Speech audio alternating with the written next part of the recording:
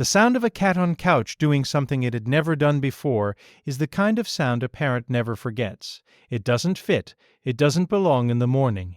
It belongs in the part of your memory you don't talk about. Karen heard it at 6:47 on a Tuesday. She was standing in the kitchen of a farmhouse in Indiana, holding a coffee that had already gone cold, and she heard Luna, their cat on couch of 4 years, making a noise she could not name. She set the cup down. She told herself it was nothing.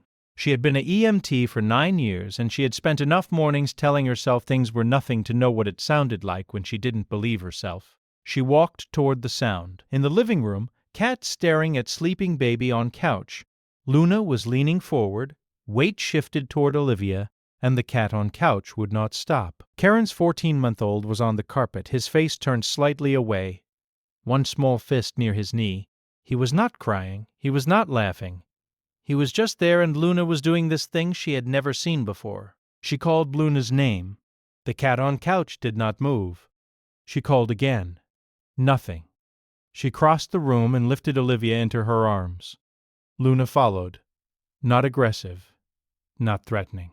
Just following, close, eyes locked on her son's face, breath slightly too fast. She told herself it was a phase. She told herself dogs got strange sometimes. She told herself she had seen worse in her years working with families, and that this was a behavior she would correct gently, the way she corrected everything. With patience, with structure, with the calm professional voice she used at work. She did not know yet that Luna was the only one in the room who understood what was happening. By mid-morning, the behavior had repeated 3 times. Luna would settle, then return. Luna would lie down, then rise and come back. Karen watched from the kitchen and felt the slow accumulation of a feeling she did not want to name. Her professional brain, the brain that had read hundreds of charts and seen the slow tales of children whose bodies were quietly going wrong, kept whispering something her mother brain refused to hear. It was the cat on couch. It had to be the cat on couch. She called David. He picked up on the second ring. She told him what she had seen. She heard her own voice. Measured, clinical, the voice she used when she was about to tell a parent something they did not want to hear, and she realized the parent she was telling was herself. "Maybe we need to keep them separated," he said. "Just until we know," she agreed. She could feel the door closing as she said it. She could feel the part of her that had loved this cat on couch for 4 years stepping back to let the part of her that was a mother make the decision. By noon, Luna was outside. The afternoon was quiet. Olivia ate. Olivia napped. Karen stood at the window and watched Luna pace the back patio in slow, deliberate lines, never taking eyes off the door. She told herself this was the right thing. She told herself she had done what any responsible parent would do. She told herself the certainty she felt was earned by training and years and credentials. She was wrong about all of it. At 2:14 in the afternoon, Olivia stopped breathing.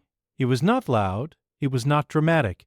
It was the way real emergencies arrive, the way her training had told her they always arrived, quietly, while you are looking at the wooden floor that creaked near the doorway, while you are folding a small pair of socks, while you were halfway through a thought about dinner. She heard Luna first, not from outside, from the patio door. The cat on couch was hitting the glass with a force that did not belong to a 4-year-old family pet. It was the sound of an animal that had decided the door no longer applied. She turned. She looked at her son, and then she ran. What happened next, she would tell the paramedics, then the doctor, then the specialist on call, and then, months later, a researcher who had been studying exactly this. Each time she told it, she would leave out the part where she had locked Luna outside. Each time she would feel the same heat rise behind her eyes. The doctor who finally explained it was a young woman with quiet hands. She used the words SL001 on a printed sheet of paper. She said Olivia had been showing the earliest signs of something invisible to a parent's eye, but unmistakable to a creature whose entire world is scent. She said dogs had been documented detecting this kind of change as much as 45 minutes before any human instrument could. She said another 9 minutes and the conversation would have been very different. Karen did not cry in the hospital. She cried in the car. She cried on the way home. She cried opening the back gate, where Luna was still standing, still watching, still doing the only job he had ever assigned himself. She knelt on the cold concrete of the patio. She did not say much. She said his name, and she did not say it twice. Luna hesitated. Then he stepped forward, pressed his forehead against her shoulder, and exhaled. That night she watched him circle the crib 3 times before lying down beside it, the way he always had, the way she had stopped seeing. She did not stop him. She never stopped him again. Weeks later, Karen would sit across from another mother in her clinic, a young woman with tired eyes and a child she could not read, and she would say something she had never said aloud before. She would say that the thing we trust last is the thing that has always been telling us the truth. Animals don't lie, they don't perform, they don't have a reputation to manage. They notice, and when they notice something we have missed, the only mistake we can make is to assume we know better.